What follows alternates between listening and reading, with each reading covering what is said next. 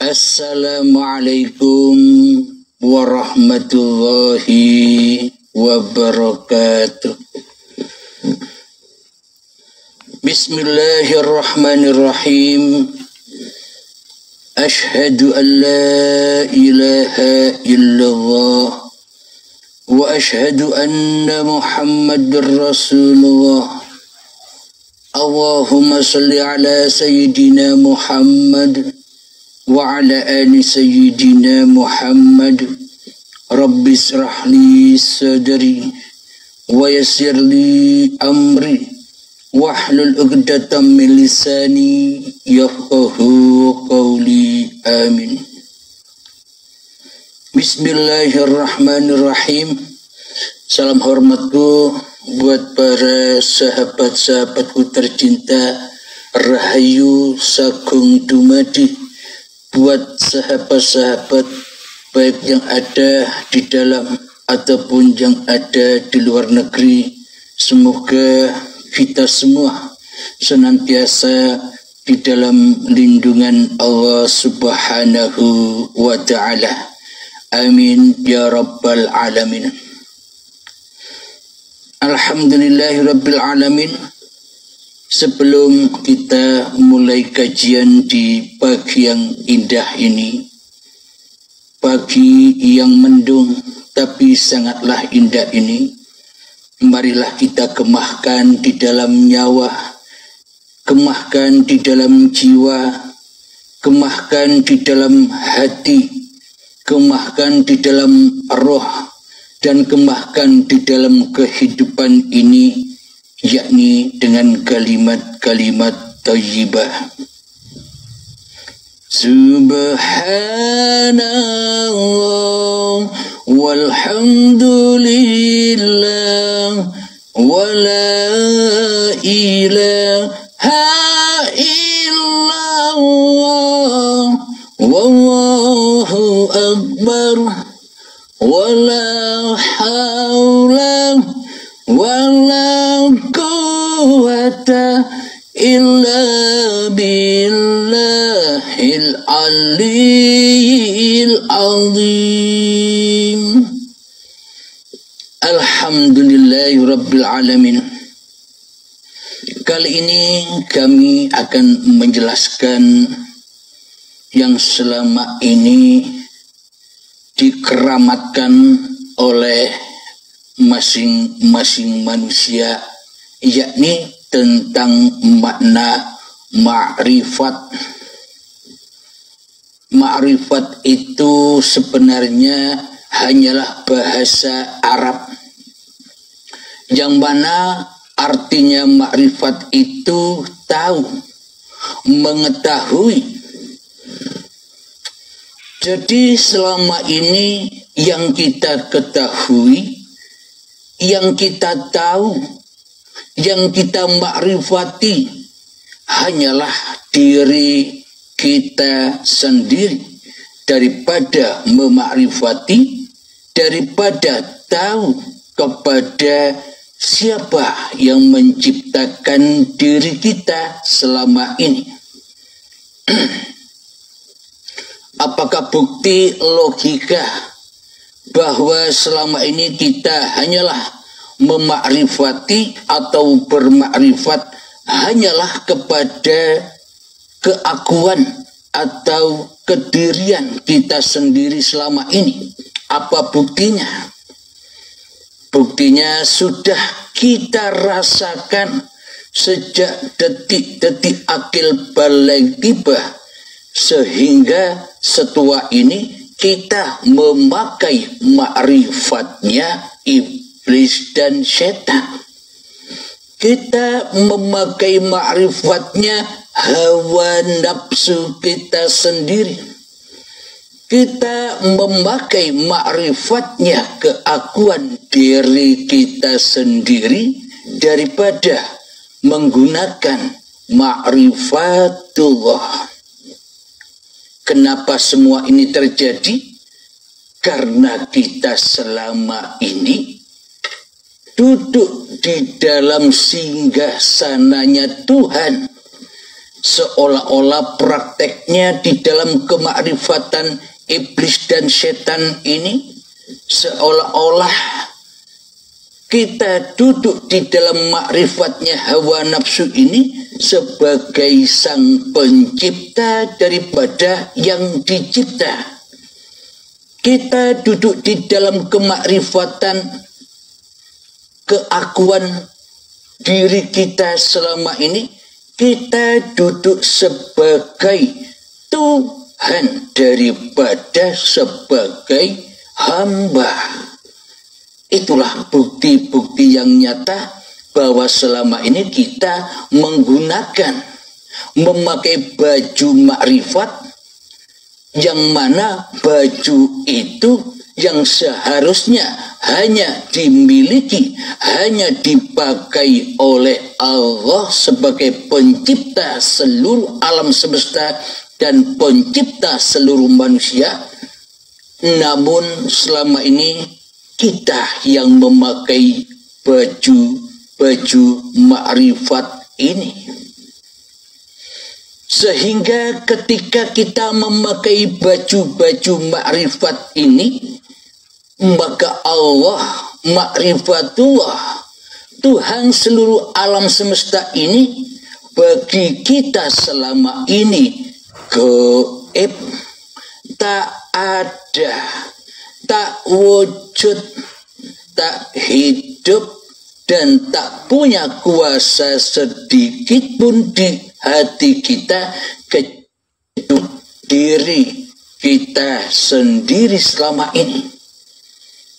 Inilah bukti yang sangat nyata. Ternyata kita selama ini duduk di dalam singgasananya iblis dan setan daripada duduk di dalam singgasana Allah yang sebagai makhluk. Kita selama ini duduk di dalam singgasananya iblis dan setan, yakni menjadi penguasa atas hidup dan badan kita ini sendiri. Karena seolah-olah hidup dan badan ini milik kita, hanyalah milik kita. Inilah bukti bahwa kita selama ini memakai baju makrifatnya iblis dan setan, yakni menyombongkan diri kita kepada Allah sang pencipta diri kita. Jadi kita selama ini sombong kepada Allah, jadi diri kita selama ini sombong kepada Tuhan yang menciptakan diri kita. Tapi selama ini kita buta akan kesombongan itu sendiri.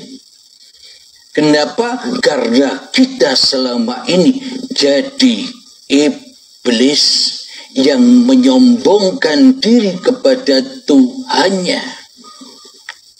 Apa bukti kesombongan kita selama ini yang tidak kita sadari? Kesombongan kita selama ini menganggap bahwa Allah, menganggap bahwa Tuhan itu tak ada apa-apanya bagi kita di hati kita. Apa bukti kesombongan kita selama ini kepada Allah, kepada Tuhan yang telah menciptakan diri kita? Seolah-olah Allah itu gaib keberadaannya. Jadi diri kita merasa diri yang paling wujud daripada Allah. Inilah bukti-bukti kesombongan kita terhadap Allah. Inilah bukti-bukti yang sangat nyata di masing-masing hati kita bahwa kita selama ini telah mendustakan bahwa kita ini ciptaan Allah. Inilah bukti bahwa kita selama ini telah mendustakan bahwa kita ini madein atau buatan Allah. Seolah-olah kita percaya kalau kita ini ciptaan. Seolah-olah kita percaya bahwa kita ini adalah makhluk. Seolah-olah kita percaya bahwa kita ini hanyalah dihidupkan dan diwujudkan di bumi ini. Seolah-olah saja kita percaya, dan percaya itu semua percayanya, imannya iman gombal. Imannya, percayanya dusta. Imannya, percayanya palsu belaka di hati kita selama ini. Karena sesungguhnya kita tak pernah rela, kita tak pernah ridho bila Allah, bila Tuhan menduduki singgasana hati kita di hati kita. Sebenarnya kita takkan pernah rela, kita takkan pernah ridho bila Allah mentuhani diri kita di hati kita selama ini.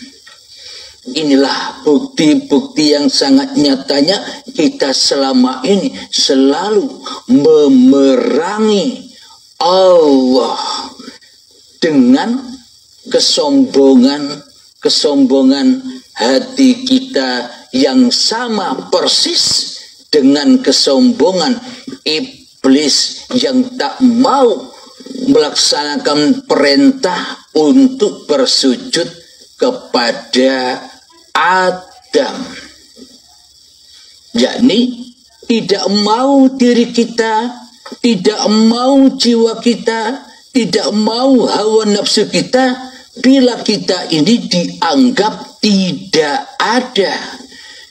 Tidak rela kita bila kita dianggap gaib. Tidak rela dan tidak ridho hati kita bila kita dianggap ora wujud. Kita selama ini mintanya, inginnya bahwa hanya kita saja yang wujud. Ingin kita selama ini hanya diri kita lah yang hidup. Allah, Tuhan tak ada. Allah, Tuhan gaib. Allah, Tuhan enyah dari hati kita. Itu kan yang kita inginkan selama ini. Sehingga kita tak terasa dan sehingga kita tak menyadari bahwa diri kita selama ini di hati kita telah menjadi Tuhan atas diri kita sendiri selama ini. Karena kita mengikuti jejak-jejaknya penghulu kita, yakni iblis yang terkutuk. Maknanya siapa iblis itu? Ya diri kita inilah iblis. Ketika di dalam hati kita berkumandang, aku lebih wujud daripada Allah, aku lebih hidup daripada Allah, aku lebih nyata daripada Allah. Biarkan Allah gaib, biarkan Allah tak ada, biarkan Allah tak nyata, biarkan Allah enyah dari hatiku. Itu kan kesombongan iblis selama ini, yakni diri kita sendiri yang tak mau dituhani oleh Allah. Inilah bukti bahwa kita selama olah jadi sendiri. Inilah bukti bahwa kita selama ini seolah-olah bisa nyiptakan hidup dan badan kita sendiri. Sehingga kita mengaku-akui bahwa hidup dan badan ini tak ada yang punya selain diriku sendiri. Inilah bukti iman kita selama ini yang seperti imannya orang-orang yang tak kenal dan yang tak punya Tuhan selama ini. Dan inilah bukti yang sangat nyata bahwa kita jauh dari agama Allah. Inilah bukti yang sangat nyata bahwa kita selama ini tak bertuhan selain mentuhankan iblis di hati kita.